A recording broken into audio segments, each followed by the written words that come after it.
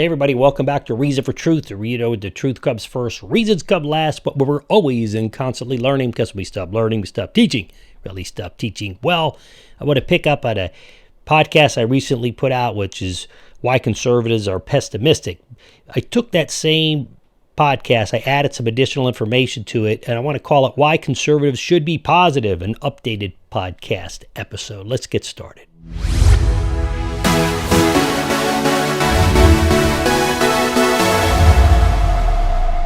The answer as to why conservatives ought to be positive is because God is on the move and the age of modernity is coming to an end.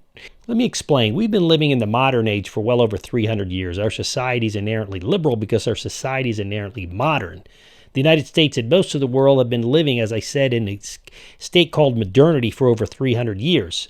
Society is modern in the sense that it rejects all traditions, customs, and religious beliefs of the past, sees them as superstitious. In a sense, conservatives are outdated. We're seen as kind of just like bigoted and racist, and that's just nothing can be further from the truth. So over the past 300 years, through colonialism, industrialism, and now globalism with technology, has birthed the spread of this notion that your customs and my customs and anybody who's a conservative Christian, that our traditions and religion are just backwards and that we're irrelevant and that we're not scientific. In this scientifically technological world, we're just out of step. So as a result, all that we hold dear as Christians, everything we believe from an eternal perspective worldview seems to simply been kind of erased, or they would like to do that. Liberal thinking makes the assertion that conservative customs and traditions and religious beliefs are from the past, that they're indefensible, and that the liberal world order guarantees some kind of human flourishing and for the foreseeable future. That's not true. I mean, look at the craziness in our world. How much crazier can it get? But these people have bought this worldview. They've bought this opinion or this view, this philosophy, that somehow you could take God out of the equation and somehow you're going to create some stable, flourishing society. Never been done, never will be done, and it's right now it's destroying culture. They see it as we got to get rid of the old to get the new in, but the opposite is true, as human flourishing depends on a mix of the past, the present, and the future as one fusion. As I stated before, 1 Corinthians, see Paul speaking about the Lord's Supper. He says it in three tenses, the past, the present, and the future, right? Speaking of Jesus yet to return. That's very important. Modernity says that everything in the past is bad, that is no longer pertinent, no longer applies to us, and it's certainly in many cases, some cases it's illegal. That's what they say. They've actually passed laws to think that way, to act that way, to speak that way. That's absolutely horrible. This in turn has really spread, I think, as well Islam, because Islam, notice how no one picks on the Muslims. I heard one comedian, he says, yeah, because they'll kill you. Yeah, everyone laughed. But it's true. This is why most conservatives seem to be overall pessimistic, steeped in doom and gloom, as opposed to we really have good news because we're changing, because we have to change. And that's one thing about conservatives. We don't change until we have to. The great news is that the modern day age of modernity, I should say, is dead. It really is. We've entered a postmodern age where most nations actually are returning to their cultural past. And this is why religion is exploding worldwide, why the world, it's going crazy, and the media is not going to report on that. We're seeing a lot of re-traditionalization underway in many countries of the world. People are getting back to their traditions, their family, their faith. And this is going to probably hit the United States very last. Why? Europe's changing very quickly. You got to name some. Hungary's leading Europe, and so is Italy. Those are two of the strongest, most conservative countries, and they're getting more conservative. People are waking up. You got Spain now that just elected a far right. No, and that came this past week. That came right out of left field. Sweden, the most liberal country in the EU, has elected a far right governmental body, and there's some other ones. Poland is very conservative, but it's little by little, it's turning around. I think you're going to probably see many other countries go that way.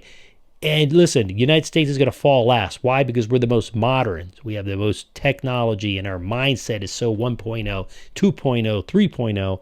They're just more traditional, so they're going to get better first. That's what I think. There's a problem here, though. That is a superpower of the liberal modern age. We're going to have to go last. I'm sorry to say that, but I think that's the truth. We're going to be the very last to finally figure this mess out. The United States is the most technologically advanced country. China's right next to us there. But this is why Russia, Turkey, Japan, China, Africa, and most of the Southeast Asia, Eastern Europe, and a lot of Latin America, they're far ahead of us. At the fall of the Iron Curtain, the fall of communism, Russia had maybe at the most 2,000 churches. They have 38,000 churches today. And say today, 47.4% of all Russians attend church regularly, as the Russian Orthodox Church is growing as a dominant religious institution. A lot of people are going back to church. The United States, according to 2020 Gallup poll, 31% of millennials have no religious affiliation, which is up from 22%. Things are beginning to change here, though. Generation Z is very different in that even though their attendance to church and their desire to seek God is a little lower, they tend to be much more conservative. And so we'll have to see how that plays out. But that just means is we as believers have a big-time mission in front of us, and that is to equip the youth and equip our neighbor, people in our marketplace where we work. We could do that. We could do that, folks. In a nutshell, we are not leaving the liberal modern world and moving back towards a new conservative age. In a nutshell, we are beginning to leave the liberal modern world. We're moving back towards a new conservative age, and that's a beautiful thing. And those who subscribe to the liberal world order, I think they're going to be very disappointed. So in conclusion, we've been living in a modern age for well over 300 years. Our society is inherently liberal because our society is inherently modern. So the United States, Weber is again, it's the Mac Daddy of the modern age. For the past 300 years, that's been the case. We've been leading the way, but we're getting back to our traditions. We're fighting back, and that's a beautiful thing. So there's no neutral gear in God's transmission box. That's what I said last week. Listen, the good news is that the world is at last getting back on track for the correct sense of nationalism, traditionalism, culture, religion. So let's pray and ask God what part we can play in being part of the solution, avoid being part of the problem. And apathy is certainly part of that problem. This is why we as conservatives can feel positive about where we're going, where we're at, and if we stay in the battle. That's the good and positive news for us as conservatives, certainly conservative Christians, and certainly for us, not only in America, but around the world. So thank everybody for tuning in for today. I'll make sure you hit that subscribe button. Bam! Gonzalo Sinistro. It's an Italian right hook. Hit that little subscribe button. You'll be happy you did so. Then make sure you join my community. Don't want to miss joining my community at StephenGarofalo.com. It's free. What can I say? So make sure you join up today. I'm your host, Stephen Garofalo. This is your Reason for Truth for today.